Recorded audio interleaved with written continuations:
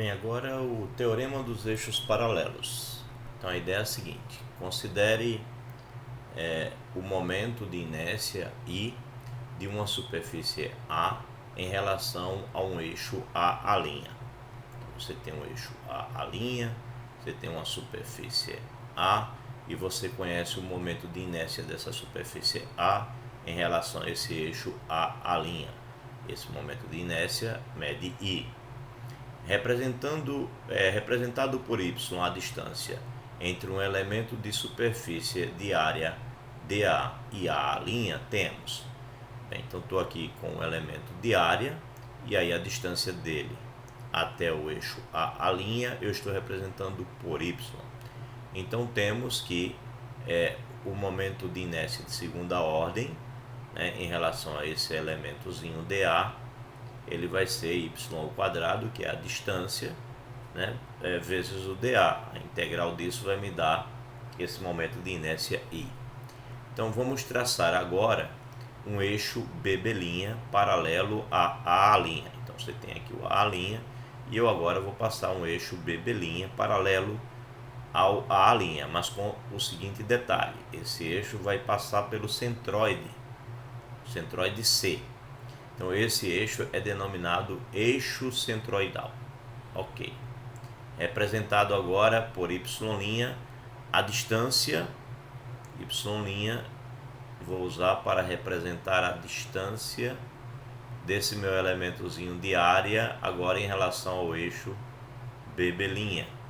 Então a distância vai ser esse y', a distância entre o elemento dA e BB'. Bem, então temos que somando y' com o d, que é a distância do BB' até o A', nós teremos y, né? Então temos y igual a y' mais d, sendo d a distância entre os eixos A' e BB'. Então, substituindo por y na integral anterior, temos, bem, está aqui a integral anterior, né, onde eu tinha y ao quadrado. Então nós vamos ter I igual a y ao quadrado, a soma, né, y' mais d, que nós vimos que dá y, mas está ao quadrado. Então o quadrado do primeiro, y' ao quadrado, duas vezes o primeiro vezes o segundo e mais o quadrado do segundo. Aí a gente pode olhar com calma cada uma dessas integrais, né, ver o que a gente sabe sobre elas. Bem, a primeira integral representa o momento de inércia, que a gente chamou lá no início de I barra, da superfície em relação ao eixo BB'. Vejamos, nós chamamos de I barra, chamamos de I barra em algum lugar, não foi? Ou não chamamos? Não, mas vamos chamar de I barra, não lembro se chamei antes, mas vamos chamar de I barra o momento de inércia, né, em relação ao eixo BB'. Então, onde estava mesmo? Aqui, né? A primeira integral representa o momento de inércia, que eu estou chamando de I barra, da superfície em relação ao eixo centroidal BB'. Então, essa nossa primeira integral, ela está falando da distância y' ao quadrado, e a distância y' é do nosso elemento de integração em relação ao eixo BB'. Então, nós vamos chamar esse momento de inércia de segunda ordem aqui de I barra. A segunda integral representa o momento de primeira ordem da superfície em relação a BB'. Então, y' é a distância em relação a BB', e como y' aqui não está ao quadrado, isso daqui é o momento de primeira ordem. Mas é em relação a BB', só que BB' passa no centroide C, né, da superfície, que está localizado sobre esse eixo. Então a segunda integral deve ser nula. Então essa segunda integral vai desaparecer aqui das nossas contas. A segunda integral deve ser nula. E finalmente observamos que a última integral é igual à área total, né? Eu estou com d quadrado aqui fora e eu estou somando todos os elementos infinitesimais da minha área. Então quando eu somo todos, eu tenho a área toda, né, da superfície. Logo, o que nós temos? O I, que é o momento de inércia de segunda ordem do A', vai ser igual ao I barra, né? Não tinha chamado antes, na verdade, coloquei a barra aqui que não estava no livro, o livro falhou aqui, não tem a barra, coloquei a barra para lembrar que é o momento de segunda ordem em relação ao BB', né? E mais a área, que é essa integral dos dAs, vezes a distância D2. Então temos aqui essa expressão 9,9, olhando para essa igualdade.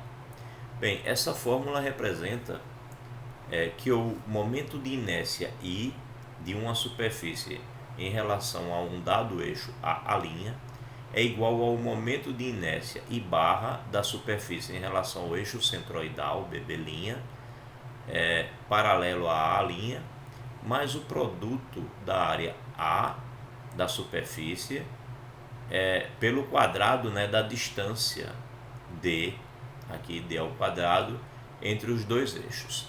Esse teorema, esse resultado é conhecido como teorema dos eixos paralelos. Substituindo I por K ao quadrado A, né, porque eu estou substituindo I pelo que nós definimos que ele é, né, que é K ao quadrado A, e barra também por K ao quadrado A, K barra, né, K barra ao quadrado, onde esse K barra está sendo representando a distância que a gente antes chamou de Y', estamos chamando aqui de K barra, vezes A. Aí aqui nós teremos K quadrado A igual a K barra quadrado A e mais A D2. Bem, aí fica muito A, como A é diferente de zero, você consegue tirar todos esses A's, e aí o que sobra é isso aqui. Sobra K ao quadrado igual a K barra ao quadrado mais D ao quadrado, onde K é a distância em relação ao eixo A', K barra é a distância em relação ao eixo BB', né? E D a distância entre os dois, entre o eixo A' e o eixo BB'. Ok? Bem, chegamos a esse resultado. Aí um teorema semelhante pode ser enunciado para relacionar o momento de inércia em relação à origem, né, o JO, de uma superfície em relação ao ponto de origem, que é ao momento de inércia polar, JC, da superfície em relação ao seu centroide, C.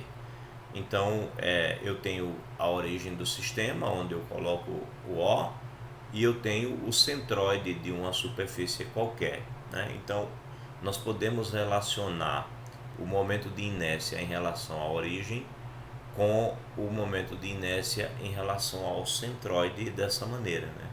Usando uma forma análoga de pensar, né? Bem, se eu também quiser olhar isso daqui como sendo KO ao quadrado vezes A, e esse daqui como sendo KC ao quadrado, K barra C ao quadrado também vezes A, né, substituindo esse por isso aqui vezes A, e ainda tenho também mais A vezes D2. Então novamente eu posso cancelar a área e eu tenho isso daqui.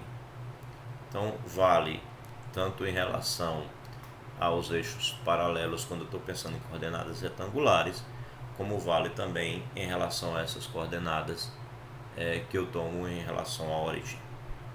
Bem, como aplicação do teorema dos eixos paralelos, vamos determinar o momento de inércia IT em relação de uma superfície circular em relação a uma linha tangente. Então, estou pensando aqui a superfície circular e agora em relação a uma linha tangente. Aí ele lembra aqui que no problema 9.12 concluímos que o momento de inércia de uma superfície circular em relação a um eixo centroidal ele vai ser, quando você está com a superfície circular, então o momento de inércia vai ser 1/4 de π r a quarta, ok? No exercício resolvido 9.2, poucas páginas anteriores a esse momento aqui do livro. Bem, aí você vai ter que o momento de inércia em relação a essa reta tangente vai ser o momento I barra, né, que é em relação à reta que passa pelo centroide, mais a área vezes a distância ao quadrado, onde esse D é a distância entre a reta paralela que passa ao centroide e a reta que nós estamos tomando como referência, que é essa reta tangente. Bem, então substituindo as coisas, nós temos isso aqui que foi dado no exercício resolvido 9.2, a área que é πr2, vezes a distância entre essas duas retas paralelas, que é o raio, elevado ao quadrado, e aí aqui você tem πr a quarta, e aí πr a quarta mais 1/4 de πr a quarta, bem, 4/4 de πr a quarta mais 1/4 de πr a quarta, você tem 5/4 de πr a quarta. Bem, ok, tá certo. Então esse é o valor do momento de segunda ordem em relação ao centroide aqui, a reta que passa aqui no centroide da nossa reta tangente, tá? Segundo o teorema das paralelas aí. Bem, exemplo 2. O teorema dos eixos paralelos também pode ser aplicado na determinação do momento de inércia centroidal de uma superfície quando se conhece o momento de inércia da superfície em relação a um eixo paralelo. Por exemplo, considere uma superfície triangular. Tá aqui a figura 9.11. No problema resolvido 9.1, concluímos que o momento de inércia de um triângulo em relação à sua base, a', então o momento de inércia em relação à sua base, a', é igual a, bem, tá, tem uma falhazinha aí também de digitação, é 1/12 BH terceira, tá? É o que está aqui, 1/12 BH terceira. Então, usando o teorema dos eixos paralelos, temos, bem, o momento de inércia de segunda ordem em relação ao eixo a', é igual ao momento de inércia de segunda ordem em relação ao eixo bb', né, que passa no centroide, mais a vezes a distância entre os dois ao quadrado. Então vamos lá. O momento de inércia em relação ao eixo bb', ele vai ser igual ao momento de inércia em relação a a' menos a vezes d ao quadrado, né? Passo essa parte para o outro lado e ela vai negativa. Então vamos lá, quanto vale o I a '? Foi o que a gente está calculado lá no exercício resolvido 9.1. É 1/12 BH terceira. Aí menos a área, que é metade da base vezes a altura, porque é um triângulo. Aí vezes a distância entre as duas retas aqui, o bb' e o a', que a gente sabe que é 1/3 da altura total, né? 1/3 da altura é a distância, essa distância d aqui. Então 1/3 da altura, o d está ao quadrado, então 1/3 da altura ao quadrado. Bem, fazendo essas contas, 1/3 aqui vai ser elevado 1/3, aqui está o quadrado, tá certo. Aqui vai estar 1/3 elevado ao quadrado e aqui vai estar meio BH. Você faz essas contas, soma com 1/12 BH terceira. Aqui vai estar H ao quadrado vezes H, então também vai estar H terceira. E aqui vai estar, aqui é 1/3 ao quadrado, então vai ficar 1/9. Então você tem meio, vai ficar 2 vezes 9, 18. O mínimo entre o 12 e o 18 vai fazer aparecer esse 36 aqui, né? Você tem o B e tem o H terceira. Pronto, então 1/36 BH terceira. As contas fazem sentido. Ok, então achamos o momento de inércia em relação a esse eixo bb', né? que passa pelo centroide. Bem, deve-se observar que o problema, que o produto A vezes D ao quadrado foi subtraído do momento de inércia dado a fim de se obter o momento de inércia centroidal do triângulo. Esse produto foi tirado do momento de inércia dado para a gente poder obter o I barra B'. Observe que esse produto é adicionado ao se transferir de um eixo centroidal para um eixo paralelo, mas deve ser subtraído ao se transferir para um eixo centroidal. Ou seja, aqui você adiciona, no outro sentido você subtraiu, né?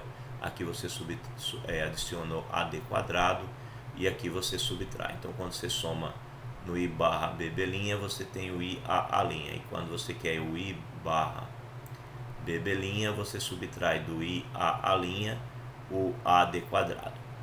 Em outras palavras, o momento de inércia de uma superfície é sempre menor em relação a um eixo centroidal que em relação a qualquer outro eixo paralelo, né? Então, quando a gente quer em relação ao eixo centroidal, a gente faz uma subtração de um número negativo ou de um número positivo, portanto a gente diminui o valor, ele é sempre menor do que o momento de inércia de qualquer outro eixo paralelo. Bem, então retornando à figura 9.11, observamos que o momento de inércia de um triângulo em relação à linha DD', a gente pegou aqui uma outra linha qualquer, uma linha DD', e ele afirma que não pode ser obtido diretamente da linha A', né?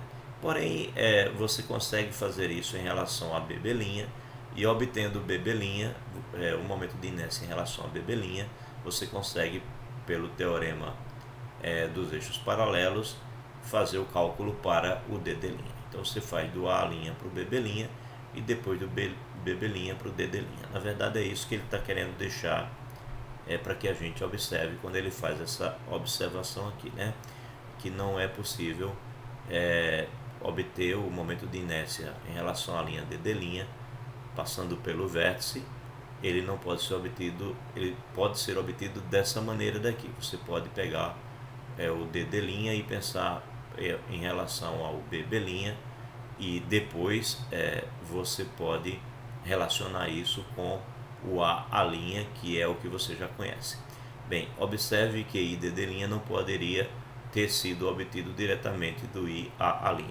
O teorema dos eixos das paralelas só pode ser aplicado de um dos eixos paralelos, se um dos eixos paralelos passar pelo centroide da superfície. Então não poderia relacionar o A' diretamente com o DD', porque nenhum dos dois passa pelo centroide. Mas relaciono o A' que eu conheço com o B' e depois o B' com o DD'. E aí eu acho o momento momento de segunda ordem do segmento ali DD'. Ok? Bem, deixemos então o item 9.7 para o próximo vídeo.